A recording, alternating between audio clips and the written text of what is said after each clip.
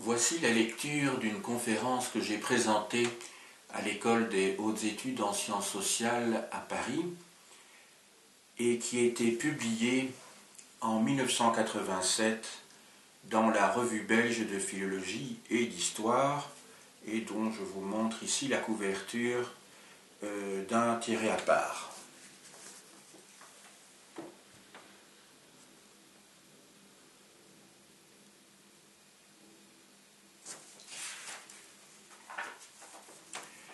Cette étude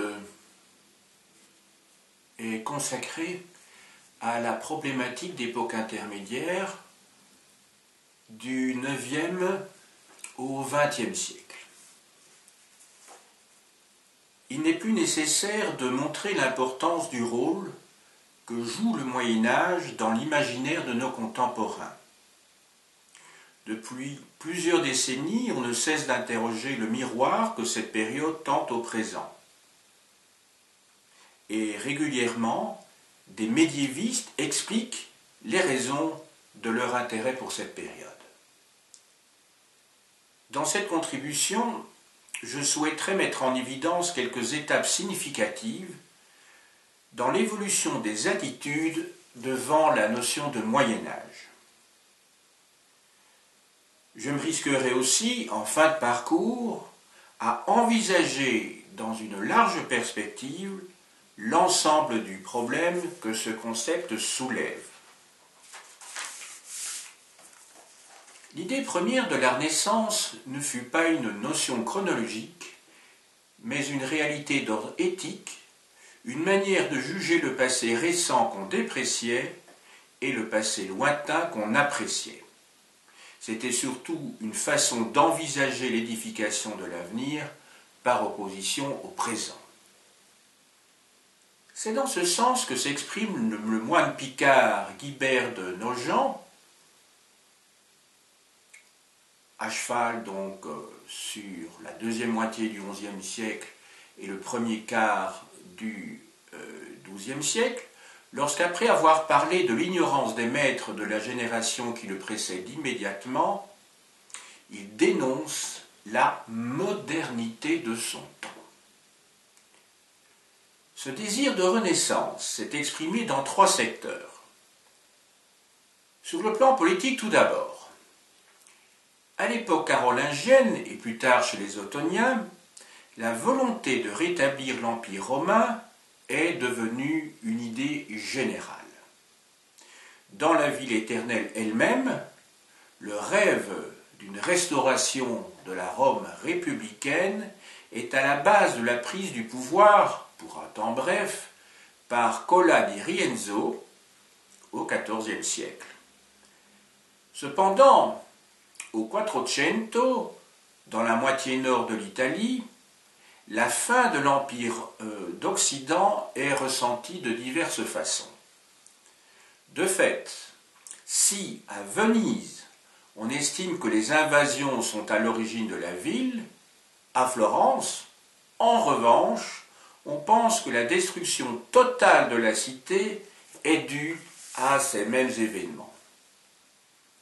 Précisant son intention de considérer les faits qui se sont passés pendant plus d'un millénaire jusqu'à son époque, Flavio Biondo commence ainsi ses décades, il écrit donc au XVe siècle, à la prise de Rome par les Goths. Fixant le point de départ de ce que nous appelons le Moyen-Âge, il en a été, sans le vouloir, le premier historien.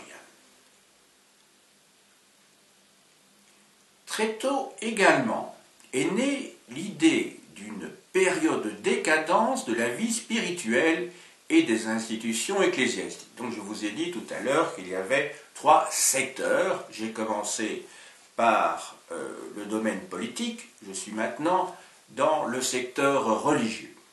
À partir de l'époque carolingienne, elle revient régulièrement. On l'exprime en particulier lors des conciles d'Aix de 816 et 817.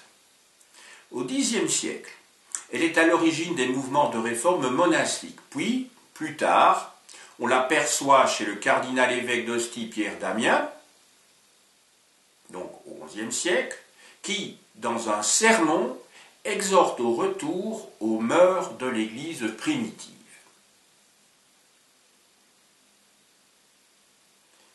Ce désir de revenir à la paupertas apostolica est d'ailleurs l'une des caractéristiques idéologiques de la réforme grégorienne et des ordres monastiques et canoniaux des XIe et XIIe siècles. On le rencontre par exemple chez Bernard de Clairvaux. Mais ce mouvement ne prendra toute son ampleur qu'au XVIe siècle, au moment où les réformateurs vont tenter d'actualiser leurs espoirs. La vie de l'Église, durant ce que l'on pourrait appeler un Moyen-Âge religieux, sera assimilée, chez certains auteurs protestants, au règne de l'Antéchrist.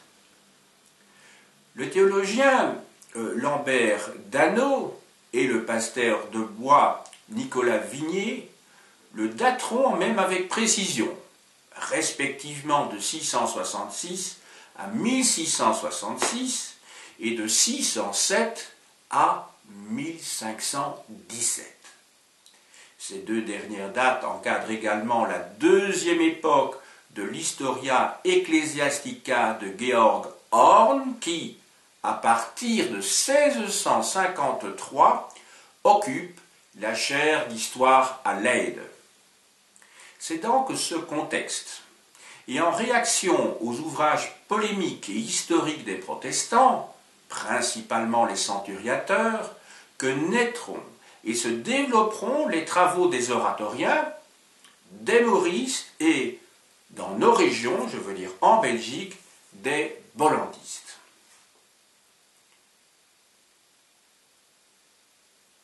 J'en arrive maintenant au troisième domaine.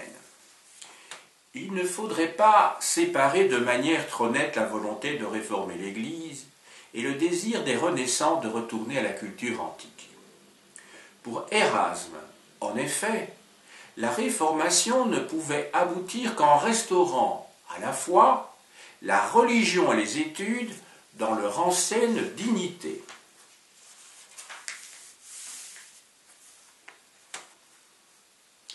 Le but de cette petite contribution n'est pas de résumer d'amples recherches sur l'origine de la notion de Renaissance dans le domaine des lettres, des arts et du savoir. Dans ce secteur, les critiques contre le Moyen-Âge ont été les plus virulentes et les plus nombreuses. On rappellera seulement que c'est chez François Pétrarque, au XIVe siècle, qu'apparaissent dans le champ littéraire la métaphore de l'obscurité de la lumière concernant les temps passés et futurs, et, pour la première fois également, semble-t-il, le terme medium tempus dans son sens humaniste. Pour mémoire, enfin, je signalerai les deux derniers moments forts dans l'histoire de la notion de Moyen-Âge, sa systématisation en 1676 par Christophe Keller et sa généralisation avec le romantisme. La tripartition couvrira alors toutes les matières de l'histoire telles qu'on l'envisageait à l'époque.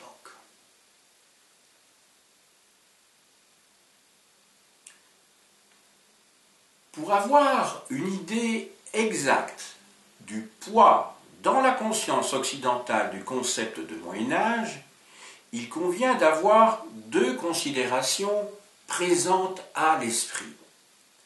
D'une part, les autres modes d'exposition de l'histoire utilisés jusqu'au XIXe siècle.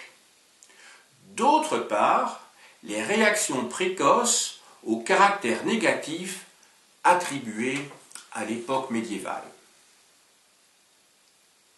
À côté des périodisations dynastiques et du découpage biparti du temps, histoire ancienne, histoire moderne, deux systèmes théologiques et téléologiques de l'histoire eurent une existence particulièrement longue. Le premier est la vision augustinienne qui envisageait 7 stades, le dernier de ceux-là rassemblant tous les justes après la résurrection de l'humanité.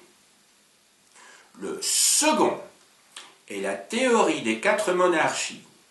Il a pour origine le chapitre 7 du livre de Daniel, écrit vers 165 avant notre ère.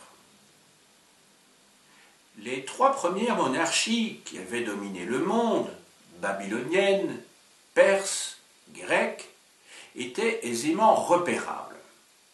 Quant à la 4e, elle fut identifiée par Jérôme à l'Empire romain dans son commentaire de Daniel, rédigé vers 407, sous l'influence d'Augustin et d'Orose, décédé en 418, cette théorie fut transposée de la Rome païenne à l'Empire chrétien, destinée à durer jusqu'à ce que commence le règne de l'Antéchrist. C'est cette même vision de l'histoire qui apparaîtra encore au XVIe siècle chez Jean Sleidan, mais qui sera aussi réfutée par Jean Bodin.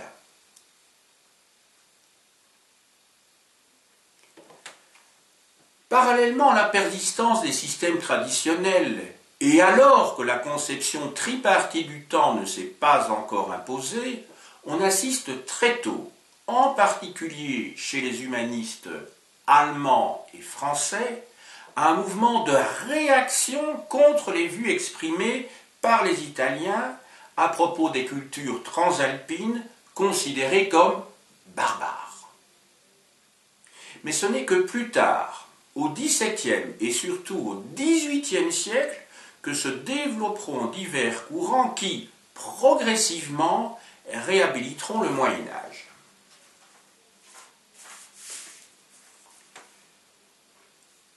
Si, à certains moments, des attitudes mentales apparaissent prépondérantes, l'uniformité dans le jugement sur l'histoire n'est jamais la règle. C'est ainsi que, dès l'époque romantique, considérée généralement comme l'apogée du Moyen-Âge en tant qu'objet d'investissement psychologique positif, des indices trahissent un retournement de situation. Moyenâgistes et moyenâgeux deviennent rapidement péjoratifs. Plus particulièrement encore, chez un même individu, les sentiments à l'égard du Moyen-Âge peuvent eux-mêmes varier. Jacques Le Goff l'a bien montré en tentant, à partir des éditions de son Histoire de France, une périodisation des projections de Jules Michelet sur cette période. Burckhardt et ses épigones, qui avaient valorisé la Renaissance italienne, tendirent logiquement, par effet de contraste, à assombrir une nouvelle fois l'époque médiévale. Dans le premier tiers de ce siècle, face à une telle position, naquirent des réactions de type nationaliste, religieux ou corporatiste. Quand je dis de ce siècle, n'oublions pas que cette étude a été publiée au XXe siècle et que c'est donc de ce siècle-là dont il est question ici. Ainsi, en 1929, le Suédois Nordström affirma qu'au Moyen-Âge, la supériorité de la civilisation française fut telle qu'elle fut à l'origine de la Renaissance européenne. Et, à la même époque, le catholique Étienne Gilson soutint que la différence entre la Renaissance et le Moyen-Âge ne fut pas une différence produite par addition, mais par soustraction. Fin de citation. Pour lui, la Renaissance, ce fut le Moyen-Âge moins Dieu. Fin de citation. Aujourd'hui encore, cette inversion des signes trouve des adeptes. Dans son pamphlet « Pour en finir avec le Moyen-Âge », Régine Pernoud dénonce les fausses légendes de l'historiographie européenne relatives à la dépréciation du Moyen-Âge. Mais c'est au prix de nouvelles distorsions qu'elle le reconsidère. L'époque moderne n'est observée qu'au travers du prisme déformant de la sorcellerie, de l'Inquisition et du regain de l'esclavage. Le raisonnement de Godefroy Kurt dans Qu'est-ce que le Moyen-Âge n'en est pas loin. Mais lui-même ne fut-il pas un propagateur de la notion de siècle de malheur? Coincé entre les fastes du règne des archiducs Albert et Isabelle et le siècle pacifique et prospère de Marie-Thérèse, cette période n'est-elle pas revêtue des tristes guenilles d'une nouvelle époque intermédiaire dévalorisée? En termes psychanalytiques, Kurt n'effectua rien d'autre qu'un déplacement. Enfin, dans un tout autre secteur de l'historiographie, Mohamed Harkoun relève l'absurdité d'une périodisation unique pour l'ensemble de l'humanité. Elle dénature complètement, selon lui, l'âge d'or de l'islam qui correspond chronologiquement à notre Moyen-Âge. D'autres solutions ont été imaginées. Ainsi, les réformistes corrigent, en lui donnant un contenu nouveau, la dimension chronologique de la période considérée. Régine Pernoud choisit un critère essentiellement politique, pertinent seulement pour une partie de l'Europe. Elle propose de réserver l'expression Moyen-Âge au XIVe et XVe siècle, s'agissant effectivement d'une période de transition entre féodalité et monarchie. Curieusement, cette position semble aller à contre-courant de l'usage actuel du terme. Car, devant l'impérialisme de quelques modernistes, mais non des moindres, le terrain d'enquête des médiévistes devrait de facto se réduire. En effet, les 5 siècles qui prennent leur point de départ en 1300 sont, de plus en plus souvent, conçus comme une entité. Ils constituent le cadre privilégié de l'écosystème d'Emmanuel Leroy-Ladurie et de l'histoire des mentalités de Jean Delumeau et Michel Vauvel. Bien sûr, tous les médiévistes n'acceptent pas ce partage des tâches. Sous l'influence conjointe du marxisme et du structuralisme, Alain Guéraud et Jacques Le Goff pensent à leur tour qu'il faut traiter globalement la période qui s'étend du IVe au XVIIIe siècle. L'un découlant de l'autre, 2 caractères du Moyen-Âge marxiste sont à mettre en évidence. Tout d'abord, la place privilégiée accordée à celui-là en URSS. Le postulat de base qui régit la périodisation est la formation socio-économique qui détermine une époque. Le Moyen-Âge, assimilé au féodalisme et prolongé jusqu'au milieu du XVIIe siècle, est une étape obligée de l'histoire de l'humanité, ce qui n'est pas le cas du capitalisme. C'est de cette manière que les auteurs d'une histoire du Moyen-Âge, publiée à Moscou en 1964, justifie implicitement le passage direct du féodalisme au socialisme en Union soviétique. Ils entérinent ainsi le résultat du débat engagé au début du siècle entre Plekhanov et Lénine. Cependant, il ne faudrait pas supposer une unité de vue chez tous les marxistes. Dans la très officielle revue roumaine d'histoire en 1979, Christiane assigne à grand renfort de citations de Marx et d'Engels le début de l'époque moderne au XVIe siècle. Se référant à des publications roumaines de 1960 et 1974, il note que, je le cite, cette solution a déjà été proposée par les historiens marxistes et apparaît comme étant dictée par la réalité même. Fin de citation. Apparemment, on ne lisait pas les mêmes chapitres des classiques des 2 côtés du Prout.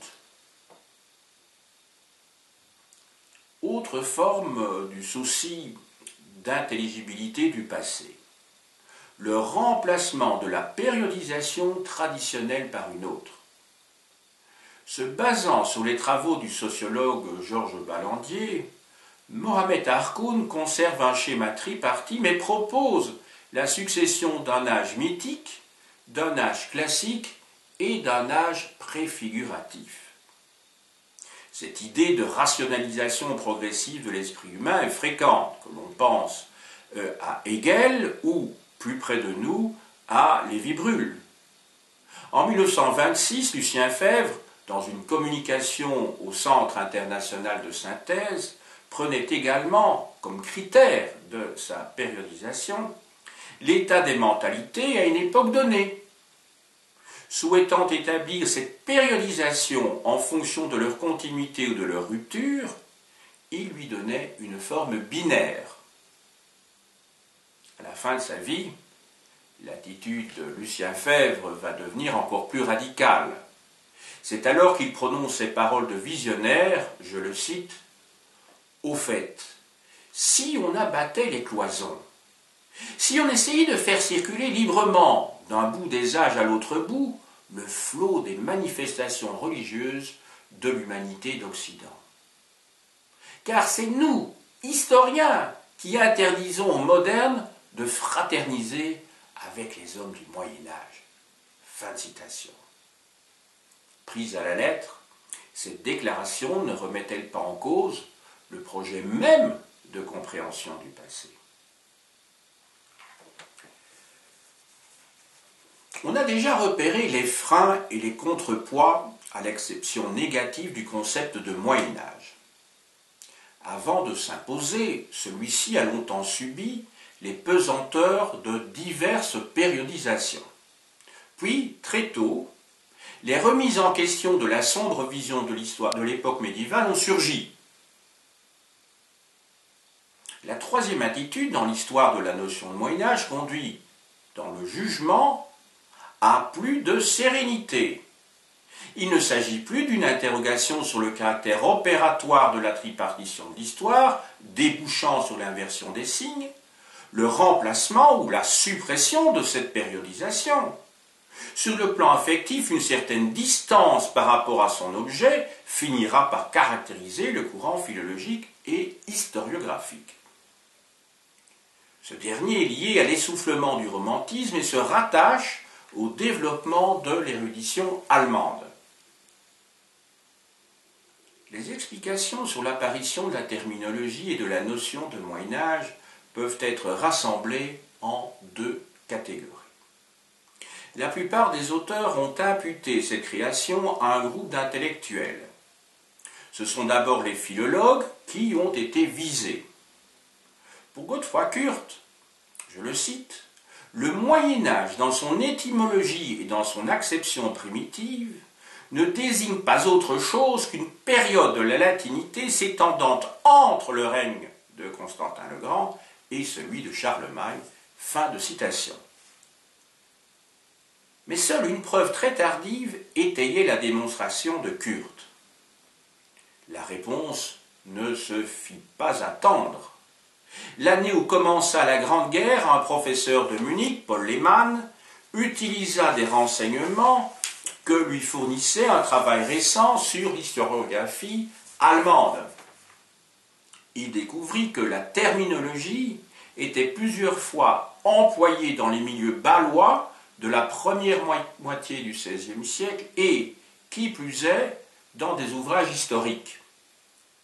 La proposition du maître liégeois de Pirenne se trouvait renversée. 3 points méritent d'être observés. Le premier concerne l'attitude corporatiste de ces deux universitaires. Le terme Moyen-Âge possédant une connotation négative, l'historien Kurt et le philologue Lehmann se renvoient la balle. Mettant en cause les ancêtres de la discipline sœur, les deux jouteurs projettent dans le passé une séparation des études qui était loin d'être aussi nette qu'au début du XXe siècle. Faut-il le rappeler? La condamnation de Kurt et l'opinion plus nuancée de Lehmann résultent en partie de la carence des recherches à leur époque. Toutefois, leur œuvre de pionniers et les positions qu'ils ont soutenues ont eu un effet stimulant sur la recherche. En effet, au lendemain de la Première Guerre mondiale, Karl Borinski et Daniel Wölter se sont demandé s'il fallait bien comprendre dans un sens humaniste, comme Paul Lehmann, le terme media tempestas, utilisé en 1469 par l'évêque d'Aléria Giovanni Andrea dei Bussi. Daniel Fulder alla même plus loin. Se basant sur un travail récent de Johann Huizinga, il lui parut évident que la notion avait pour origine les écrits apocalyptiques. À côté des philologues et d'historiens, une troisième catégorie se trouvait ainsi créée. Paul Lehmann mena surtout ses investigations chez les auteurs allemands des XVIe et XVIIe siècles. À titre principal, il fut suivi par l'érudit anglais George Stuart Gordon, qui tenta de remonter à l'époque patristique et à l'Antiquité romaine. Enfin, les découvertes et les mises au point de l'américain Nathan Edelman précisèrent la multiplicité des sens et la variété des périodes recouvertes par la terminologie latine, anglaise et française. Entre ces recherches philologiques et les réflexions théoriques, philosophiques ou polémiques, il faut placer l'apport de l'histoire des idées. Dans cette perspective, le débat autour de la notion de Moyen-Âge est étudié en rapport avec les mouvements de pensée des époques modernes et contemporaines. Bien entendu, ces enquêtes ne peuvent être dissociées des nombreuses publications relatives à l'histoire du concept de Renaissance. Le dernier travail de grande envergure est dû à Jürgen Voss. Sa thèse est consacrée à l'évolution de la terminologie, du concept et de la valeur accordée au Moyen-Âge en France du XVIe au XIXe siècle. Enfin, en Allemagne, en Angleterre et en Italie, l'image et l'étude de l'époque médiévale au XIXe siècle ont constitué le thème de plusieurs publications et d'un colloque.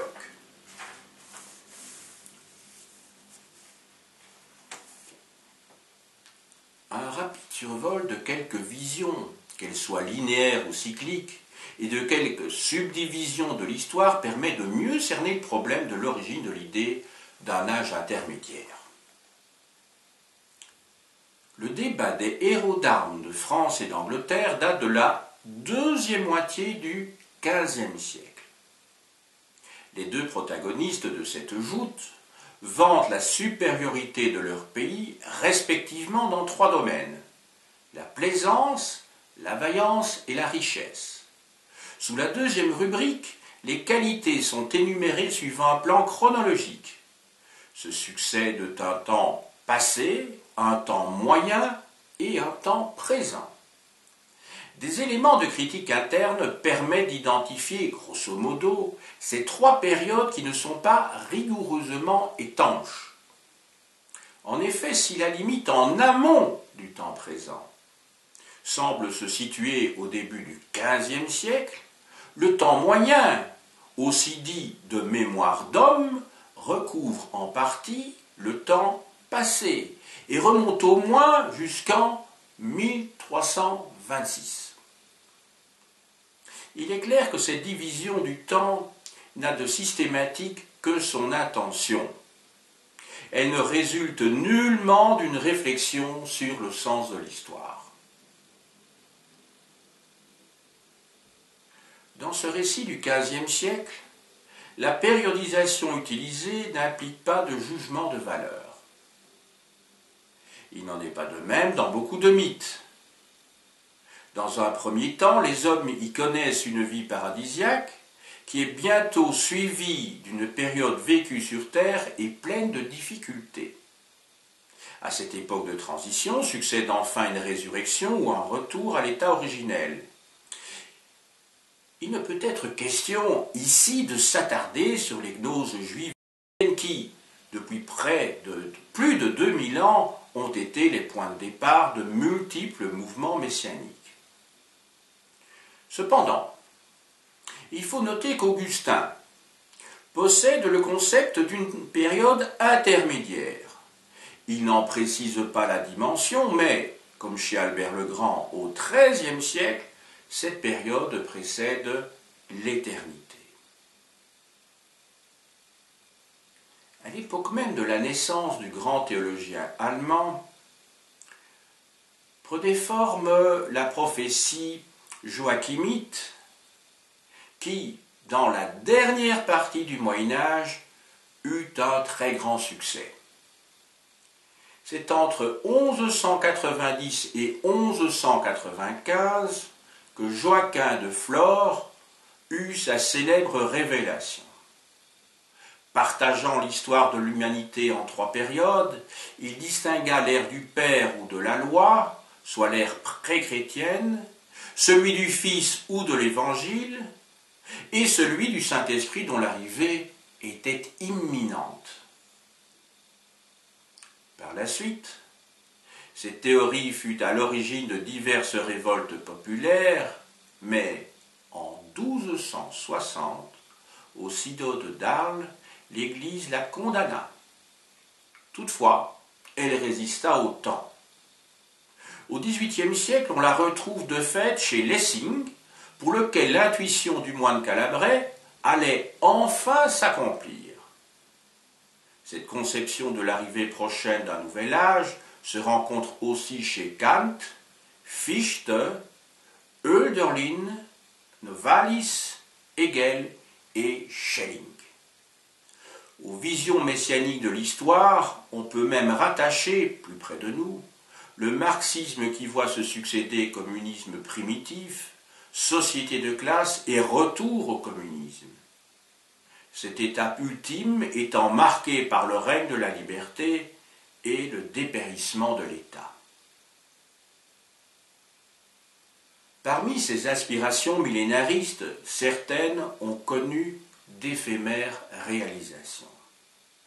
Ainsi, en 1534-1535, le bref établissement d'une Jérusalem nouvelle à Münster, et voici un peu plus de 80 ans, l'instauration d'un Troisième Reich en Allemagne. Ces philosophies d'histoire qui véhiculent l'idée d'un âge intermédiaire dévalorisé sont apparentées à la notion de Moyen-Âge. D'autres schémas tripartis ont aussi été conçus. Jusqu'au milieu du XVIIe siècle, des auteurs ont ainsi scindé leur récit en âge de nature, âge de la loi et âge de la grâce. Cette progression linéaire est à rapprocher, mutatis mutandis, de la loi des 3 États d'Auguste Comte.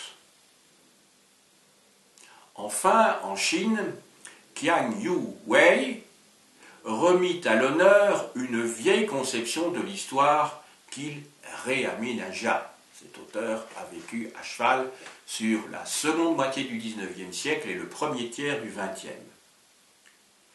Elle envisage un âge du désordre, qui va de Confucius jusqu'à ces derniers siècles, un âge de la droiture, dans lequel le penseur vivait, un âge de la grande paix, pour finir, qui semble correspondre à l'âge de félicité de théories déjà mentionnées.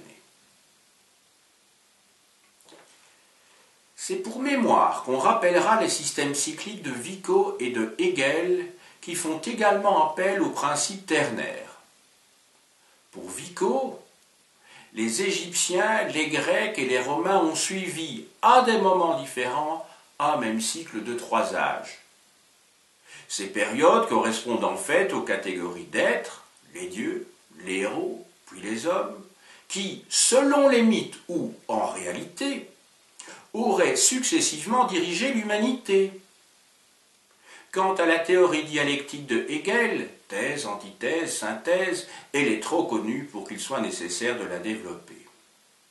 En revanche, le schéma de Francis Bacon mérite une pause. Dans son Novum Organum, il estime que, parmi les 25 siècles de la civilisation humaine, seules 3 périodes de 2 siècles chacune sont dignes de figurer au palmarès. Entre ces époques de renaissance du savoir figurent des périodes intermédiaires, en fait, des temps de décadence. C'est explicitement le cas d'une partie au moins de notre Moyen-Âge. Selon le philosophe anglais, les Arabes et les scolastiques auraient compilé plus qu'ils n'auraient apporté de choses nouvelles à la science. Media tempora ne couvre pas chez Bacon une époque unique dans un temps, mais sa critique porte sur le même objet que celle des humanistes. Si l'on poursuit l'enquête, on observera que le principe ternaire n'a pas épargné des périodes plus courtes.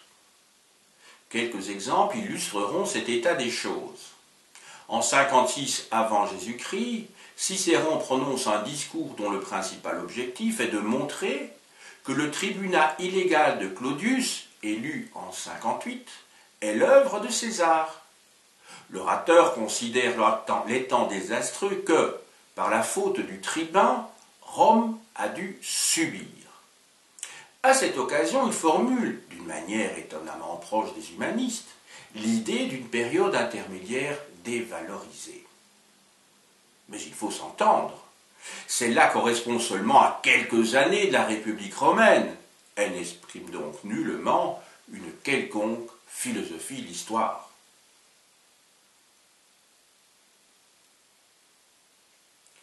Dans la classification de Juste Lipse, au crépuscule du XVIe siècle, le court laps de temps évoqué par Cicéron eût été rangé dans l'ancienne histoire romaine. L'humaniste compartimente le passé en histoire orientale, histoire grecque, histoire romaine et histoire barbare.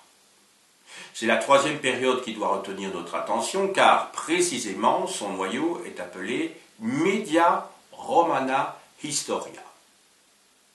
Que couvre cette expression?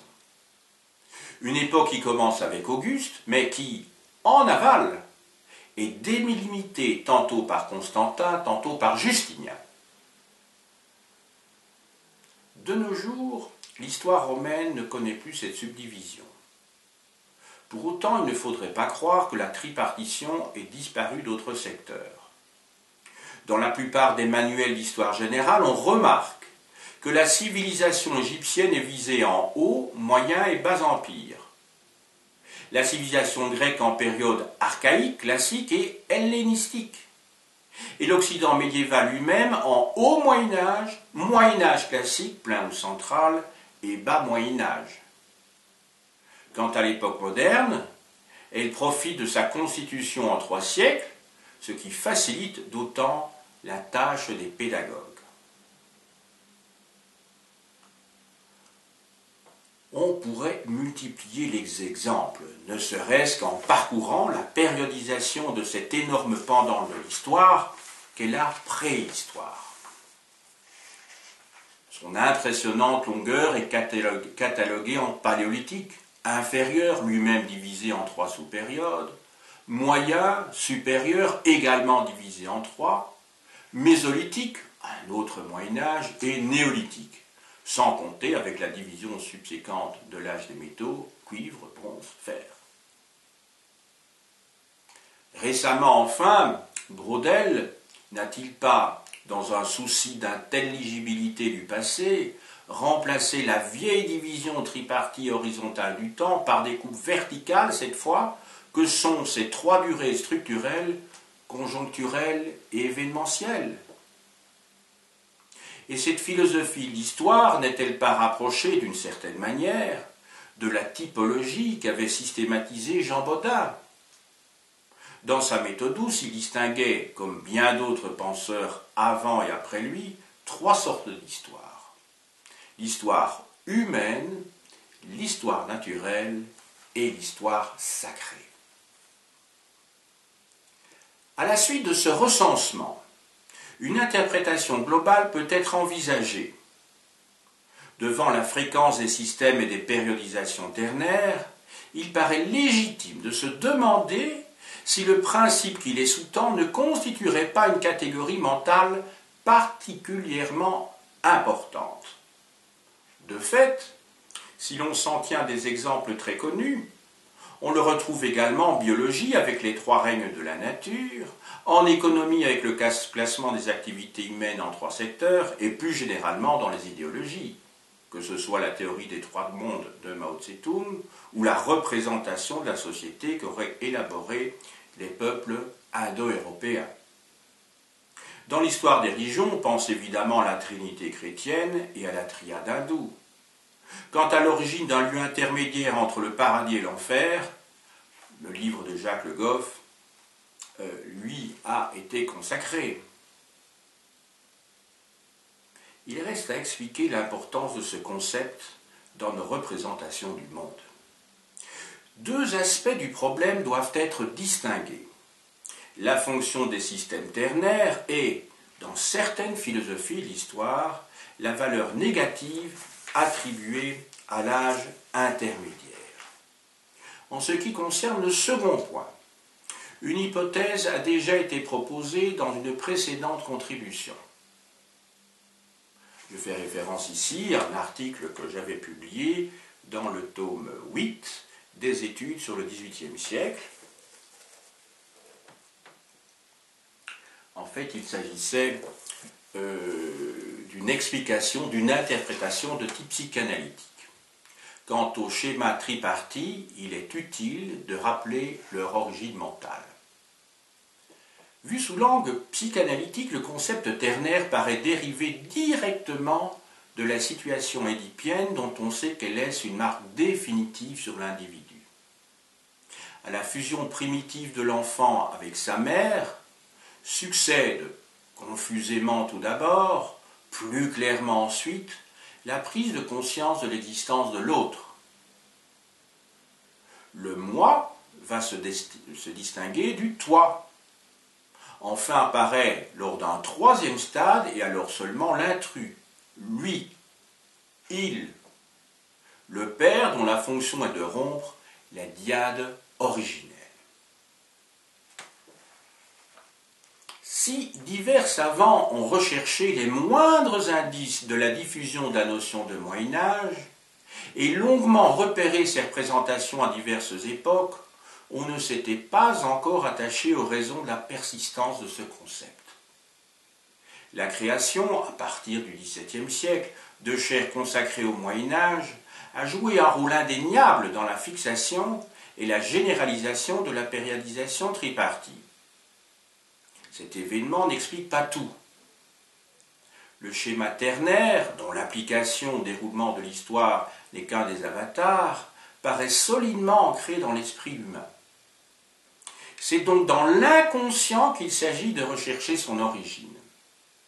Car au-delà de leurs vicissitudes, les institutions et les catégories intellectuelles semblent n'être rien d'autre que des objectivations de nos profonds désirs et la répétition de modèles acquis dans l'enfance. Je voudrais, pour ceux que ça intéresserait, rappeler que dans les articles que j'ai publiés à cette époque-là, il y a évidemment un apparat critique important, donc des notes de bas de page, auxquelles on pourra se référer, bien entendu, pour avoir des précisions quant aux ouvrages sur lesquels j'ai travaillé et quant aux études scientifiques qui m'ont permis d'élaborer ce travail. J'ai dit